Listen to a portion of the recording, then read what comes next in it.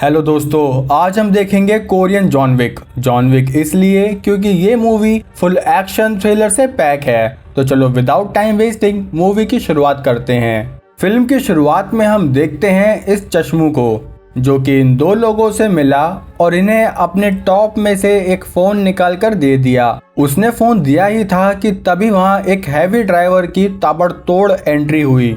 इस heavy driver का नाम था यक्षा। यक्षा ने उन लोगों से वो फोन छीन लिया, साथ ही उनकी कार को। इतने में ये चश्मू भैया वहां से भाग निकला। अब यक्षा उसका पीछा करने लगा, लेकिन जीप की वजह से उसे बीच रास्ते में ही रुकना पड़ा। और इतने में चश्मू भैया ने अपने फोन और सिम दोनों तोड़ दी। थोड़ी ही आगे यक्षा ने आकर उसे दबोच लिया और मारते हुए पूछने लगा, तुमने मुझे धोखा क्यों दिया? उस आदमी ने अपना मुंह नहीं खोला, इसलिए यक्षा ने उसका सर ही खोल दिया। और इतने में वहां आती है पुलिस, जिसके आते ही यक्षा यहां से जल्दी से भागा और किसी को फोन करते हुए बोला, अब मेरे अंडरग्राउंड होने का समय आ गया है। ये कहने के बाद उसने अपना फोन भी भाड़ के चूल्हे में फेंक दिया।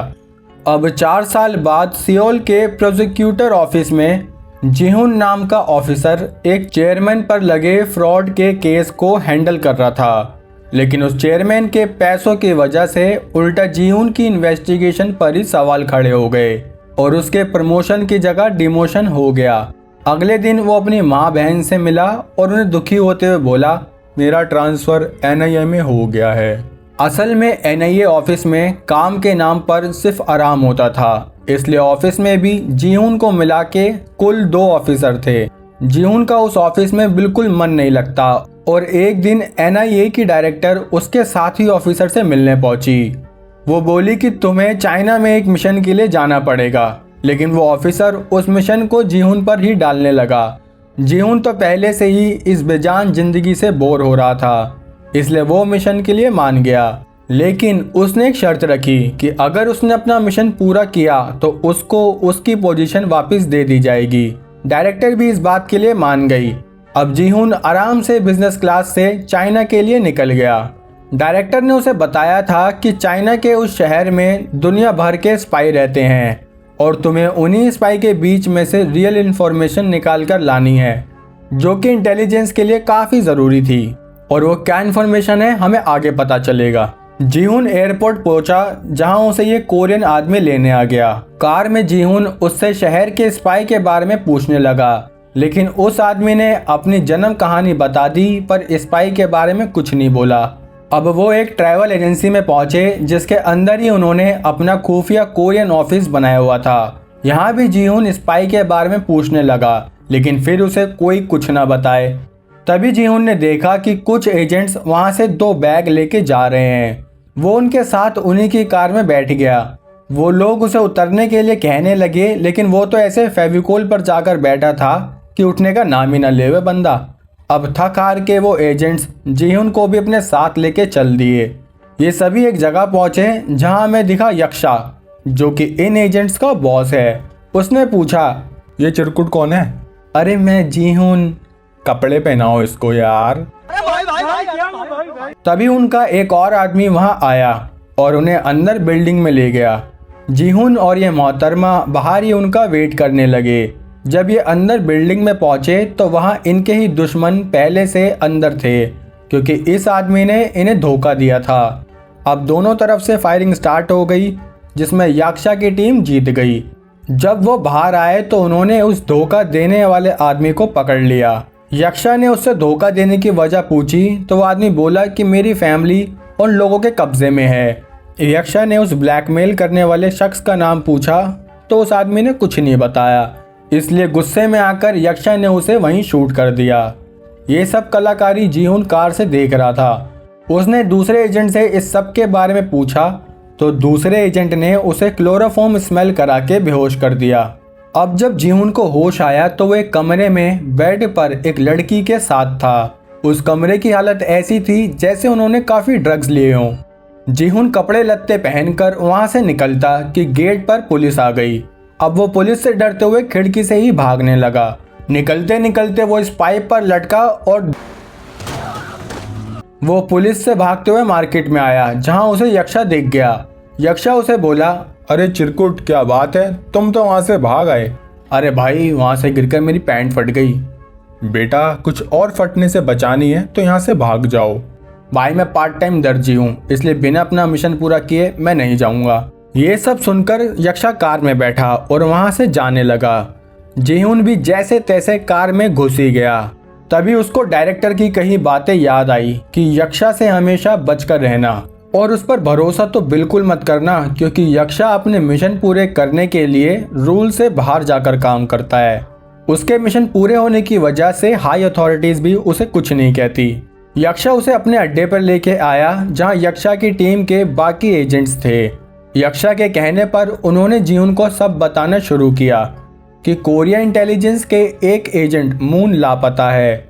असल में मून के पास कोरिया और जापान से जुड़ी बहुत ज़रूरी इन्फॉर्मेशन थी और इसलिए यक्षा और उसकी टीम को मून की प्रोटेक्शन करनी थी। लेकिन बीच रास्ते में मून की कार पर हमला हुआ, जिसमें वो बचकर भाग तो गए लेकिन अभी तक लापता ही है और अगर वो दुश्मन के हाथ लग गए तो डिप्लोमेटिक क्राइसिस खड़ा हो जाएगा।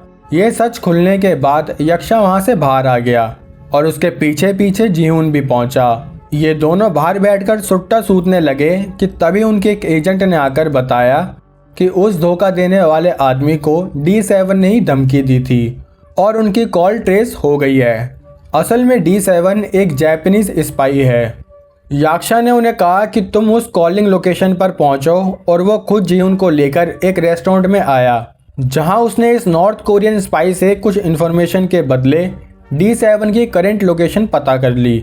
लोकेशन पता चलते ही वो दोनों एक क्लब में पहुंचे, जहां पहले से D7 मौजूद था।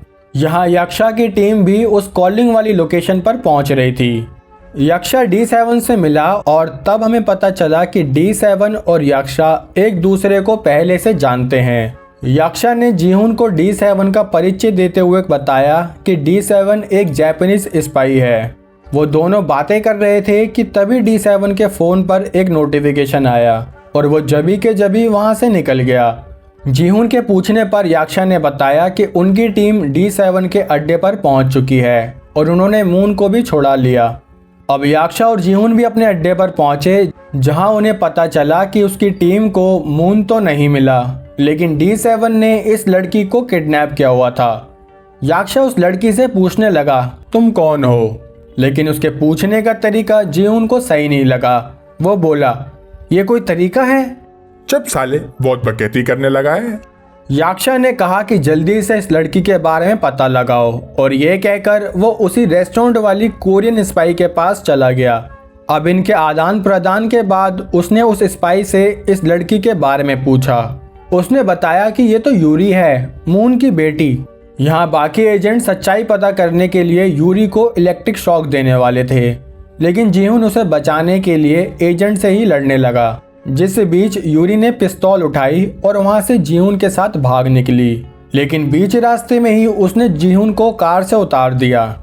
इस जगह जीहुन को ये 20 साल की रानू मोंडल मिली, जो अपने लौंडे लपाड़ों के साथ थी।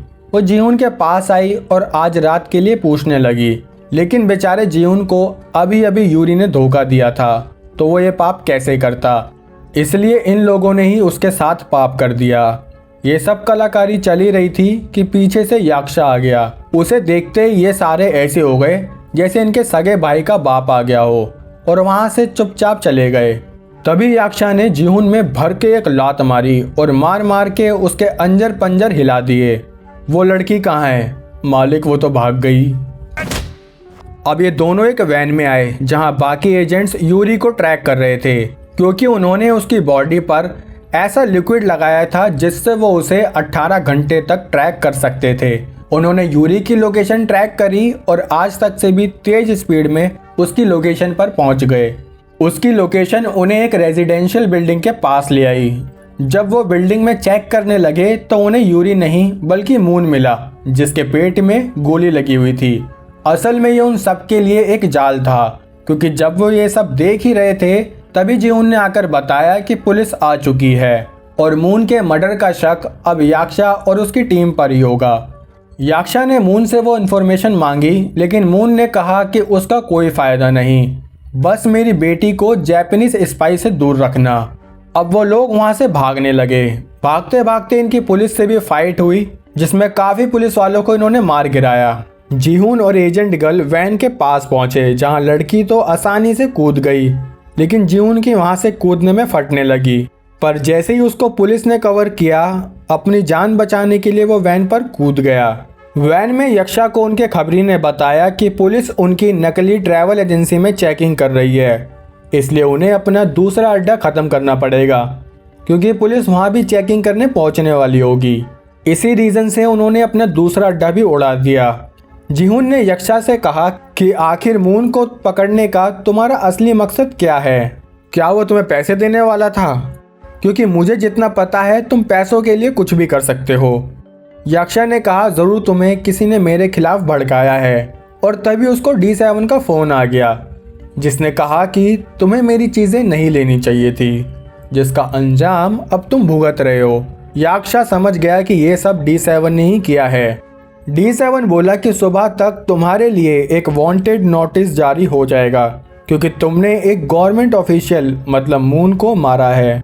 अब अगले ही दिन यक्षा अपनी टीम को एक सेफ जगह लेके आ गया, जहां उसकी टीम ने जीहुन को बताया कि यक्षा ने जिस पैसे का घोटाला किया, वो सारा पैसा उसने शहीद हुए एजेंट्स की फैमिली को दिलवा दिया था, जिसका हेडक्वार्टर्स को बाद में पता चला और उन्होंने इस मामले को रफा दफा कर दिया। यहाँ यक्षा से मिलने उनका खबरी आया और बताने लगा कि इस देश से भागने के लिए उसने प्लान बना लिया है, लेकिन यक्षा कंट्री छोड़कर जाने को तैयार नहीं था। उसने उस एजेंट को कहा कि वो देश छोड़कर भाग जाए, लेकिन उस एजेंट ने भी जाने से मना कर दिया। यहाँ यूरी को D7 अलग ही लेवल पर टॉर्चर कर रहा था, लेकिन यूरी ने उसे उस इंफॉर्मेशन के बारे में कुछ नहीं बताया। यक्षा को खबर लगी कि D7 के एजेंट्स यूरी को जापान के एम्बेसी में ले गए हैं। यक्षा ने कहा कि हम एम्बेसी पर अटैक करके यूरी को वापस लाएंगे, और इस बात पर जीहुन हंसने लगा कि तुम्हें पता है ना, एम्बेसी पर हमला मतलब हम क्राइम कर रहे हैं। तब यक्षा ने बताया कि आज से 4 साल पहले जापानीज स्पाई तो कोरियन एम्बेसी को जलाने ही वाले थे, क्योंकि वो लोग नहीं चाहते थे कि नॉर्थ कोरिया और साउथ कोरिया के बीच सुलह हो जाए। वो जानते थे कि अगर दोनों कोरिया एक हो गए तो वो जापान से भी ताकतवर हो जाएंगे। यही हमारा 4 साल पहले वाला सीन था, जहां यक्षा ने जापानीज स्पाई को मारा था, और मून के पास वो इन्फॉर्मेशन है जिससे इन स्पाई का खुलासा हो जाएगा। इसलिए जापानीज एजेंट्स मून को मारना चाहते थे, और अब वो इन्फॉर्मेशन उसकी बेटी यूरी के पास है, इसलिए वो सब अब उसकी बेटी को किडनैप करके बैठ गए हैं। तो उन्हें हर हाल में यूरी को छुड़ाकर लाना ही होगा, और अब आएगा मजा इनकी फाइट में। यक्षा की टीम ने जापान के एम्बेसी पर चूहों की बारिश कर दी। वो चूहे छत से एम्बेसी में गिरने लगे, जिसकी वजह से वहाँ हलचल मच गई। एम्बेसी वालों ने अब पेस्ट कंट्रोल को फ़ोन किया, और पेस्ट कंट्रोल करने पता है कौन आए? नहीं दोस्तों, पेस्ट कंट्रोल करने पेस्ट वाले ही आए, क्योंकि यक्षा की टीम ने अंडरग्राउंड टनल से एंट्री ले ली। उन्होंने वहां यूरी को छुड़ाया और साथ ही इन जापानीज एजेंट से लड़ने लगे। यहाँ ये सब इन एजेंट्स को संभालने लगे, और हमारा जीहुन फिर से यूरी को लेके पेस्ट कंट्रोल की वैन में ही निकल गया। उस लड़की ने जीहुन को बताया कि एक मिशन में वो अपने डैड की मदद कर रही थी।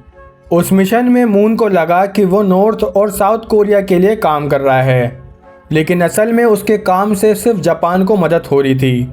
इसलिए उसके डैड ने सब सही करने का फैसला लिया। उन्होंने एक स्पाई लिस्ट बनाई, जिसमें सारे सोर्स, फंडिंग, ऑपरेशन सब कुछ उस लिस्ट में शामिल है, और अगर वो लिस्ट कभी बाहर हुई तो जापानीज स्पाई के लिए खतरा खड़ा हो जाएगा। इसलिए D7 और उसके एजेंट्स उस लिस्ट को किसी भी तरह डिस्ट्रॉय करना चाहते हैं। जीहुन ने पूछा कि तुम्हें पता है वो लिस्ट कहाँ है? यूरी ने उसे कोई जवाब नहीं दिया। अब सीन D7 पर आया, जिसे पता चल गया था कि यक्षा उसके साथ कांड कर चुका है। उसने अपने सारे एजेंट से जीहुन और यूरी की लोकेशन पता करने को कहा। यहाँ जीहुन यूरी को लेकर वही 20 साल वाली रानू मंडल के पास आया और बोला कि मुझे यक्षा ने भेजा है और उसे छिपने के लिए एक जगह चाहिए। उस रानू मंडल ने उन्हें एक रूम दे दिया। रूम में आने के बाद यूरी ने बताया कि वो लिस्ट चिली की एक यूनिवर्सिटी के डाटाबेस में है, जिसको सिर्फ वही ढूंढ सकती है। अब जीहुन ने यहाँ से निकलकर यक्षा को कॉल करी। उसने बताया कि यूरी ने लिस्ट के बारे में सब बता दिया, लेकिन उसने ये सब कुछ NIA की डायरेक्टर को भी बताया था और तभी उनकी ट्रैकिंग शुरू हो गई, जिसका मतलब कि हमारे बीच कोई खबरी ज़रूर है। उसने ये कहा ही था कि तभी उसके खबरी ने याक्षा पर शूट कर दिया। अब इन दोनों के बीच फाइट होने लगी। याक्षा ने उसे काबू में लेकर पूछा कि वो किसके लिए काम कर रहा है, लेकिन वो खबरी कुछ नहीं बोला। पर जब याक्षा ने NIA की डायरेक्टर का नाम लिया तो उस खबरी ने हाँ कहते हुए खुद को ही गोली मार ली। यहाँ जापानीज एजेंट जिहुन को ट्रैक करके उसका पीछा करने लगे और आगे जाकर उन्होंने उसे घेर लिया। अब D7 ने उसके साथ क्या किया वो हमें आगे पता चलेगा। सीन शिफ्ट हुआ और हम देखते हैं NIA की डायरेक्टर को, जो कि D7 से मिली हुई थी। D7 ने उसे कहा कि तुमने अभी तक जो कुछ भी किया उसके लिए तुम्हारा शुक्रिया, और ये कहकर उसने फ़ोन कट कर दिया। फ़ोन कट होते ही साइड से आ रहे ट्रक ने डायरेक्टर की कार में टक्कर दे के मारी। ये काम और किसी का नहीं बल्कि याक्षा का ही था। याक्षा उससे D7 का पता पूछने लगा, लेकिन उसने कुछ नहीं बताया। तब याक्षा ने उसके काफ़ी करीब शूट किया। वो डर गई और उसने सब कुछ याक्षा को बता दिया। तभी याक्षा को उस रेस्टोरेंट वाली स्पाई का कॉल आया। उसने कहा कि जिहुन उसके पास आया था और उसने कहा कि उसे याक्षा से अकेले में मिलना है। जब याक्षा उससे मिलने पहुंचा तो जिहुन ने उसे यूरी को दिखाया। याक्षा ने कहा कि हमें यहाँ से जल्दी से निकलना होगा, लेकिन तभी जिहुन ने याक्षा पर ही गन पॉइंट कर दी और तब हमें पता चला कि D7 ने जिहुन को ब्लैकमेल किया। अगर उसने याक्षा को नहीं मारा तो उसकी बहन और माँ दोनों को वो मरवा देंगे। इसलिए जिहुन ने याक्षा पर गोलियां बरसा दी। वो यहाँ से यूरी को लेके भागने लगा, लेकिन जापानीज एजेंट ने उन्हें कार में बैठने को कहा। यहाँ D7 याक्षा की लाश को देख रहा था। तभी वहाँ जिहुन और यूरी आ गई। D7 ने कहा कि जिहुन ने अपना काम काफ़ी अच्छे से किया, लेकिन अब यूरी की बारी है। उसने यूरी से कहा कि जल्दी से तुम उस स्पाई लिस्ट को निकालो। यूरी भी उस लिस्ट को निकालने लगी। यहाँ नीचे बेसमेंट में याक्षा की टीम का एजेंट बॉम्ब फिट कर रहा था और जैसे ही वहाँ जापानीज एजेंट आए, अब टीम के दूसरे एजेंट्स भी जापानीज एजेंट्स की बजाने लगे। और यहीं हम साथ साथ देखते हैं कि याक्षा को गोलियां लगी, पर उसकी बॉडी उसके टीम मेंबर्स ही ले जा रहे थे। जिहुन और यूरी वाले कमरे में तभी किसी की एंट्री हुई और वो और कोई नहीं बल्कि याक्षा ही था, क्योंकि याक्षा मरा ही नहीं। जिहुन ने उस रेस्टोरेंट वाली स्पाई को पहले ही बता दिया था कि वो याक्षा को शूट करेगा, इसलिए याक्षा बुलेट प्रूफ जैकेट पहन कर आया था। यहाँ यूरी ने वो लिस्ट ढूंढ ली जिसमें गद्दार स्पाई की इन्फॉर्मेशन थी। D7 ने कहा इस लिस्ट को अभी के अभी डिलीट करो, लेकिन तभी याक्षा ने वहाँ फायरिंग स्टार्ट कर दी। याक्षा ने जिहुन और यूरी को वहाँ से बाहर भेज दिया। उनको बाहर जाते हुए D7 के एक एजेंट ने देख लिया और उन पर हमला स्टार्ट किया, लेकिन तभी वहाँ याक्षा की टीम ने आकर उन दोनों को बचा लिया। अब वो अंदर याक्षा की मदद करने जाने लगे, लेकिन तभी वहाँ एक जोरदार ब्लास्ट हुआ। सब लोग पीछे हट गए, लेकिन जिहुन आग में कूदकर ही याक्षा के पास पहुंचा। जब जिहुन वहां पहुंचा तो D7 याक्षा को मारने वाला था। उसने कहा कि अपनी बंदूक गिरा दो, लेकिन D7 ने जिहुन पर ही शूट कर दिया और जाकर वो स्पाई लिस्ट को डिलीट करने लगा। उसने जैसे ही वो स्पाई लिस्ट डिलीट करी, वो डिलीट होने की जगह कहीं ट्रांसफ़र होने लगी। तब जिहुन ने बताया कि इस फाइल की सेटिंग ऐसी थी कि अगर कोई इसे डिलीट करेगा तो ये लिस्ट हर कंट्री की टॉप इंटेलिजेंस के पास ट्रांसफ़र होना शुरू हो जाएगी। D7 जल्दी से इस ट्रांसफ़र को रोकने लगा, लेकिन अब कोई फ़ायदा नहीं था। याक्षा ने उसे पकड़ा और बजाना शुरू कर दिया। अब उनके बीच भयंकर फाइट शुरू हुई, जिसमें D7 के हाथ में गन आ गई। तभी जिहुन ने याक्षा के पास गन फेंकी और याक्षा ने D7 का काम तमाम कर दिया। यहाँ NIA की डायरेक्टर को भी पुलिस ने अरेस्ट कर लिया, क्योंकि याक्षा ने उसे मारा नहीं था। और दोस्तों, साथ ही पता है कौन अरेस्ट हुआ? याद है मूवी की शुरुआत में वो चेयरमैन जो पैसों की वजह से बच गया था, उस स्पाई लिस्ट में उसके क्राइम की लिस्ट भी शामिल थी। इस तरह जिहुन ने अपना बदला ले लिया। कुछ दिन बाद याक्षा ने फोन करके उसे कहा कि रेडी हो जाओ मेरे शेर, अपने अगले मिशन के लिए। जीहुन ने पूछा कैसा मिशन? तो मिशन ये था कि द एक्सप्लेनर्स कल्ट चैनल को जल्दी से 10,000 सब्सक्राइबर तक लेके जाना है, इसलिए दबा के चैनल को सब्सक्राइब कर लो। इसी के साथ हमारी आज की एक्शन थ्रिलर पैक मूवी खत्म होती है। दोस्तों, मूवी कैसी लगी लाइक कमेंट करके ज़रूर बताना। मिलते हैं हमारी अगली वीडियो में, तब तक के लिए जय हिंद।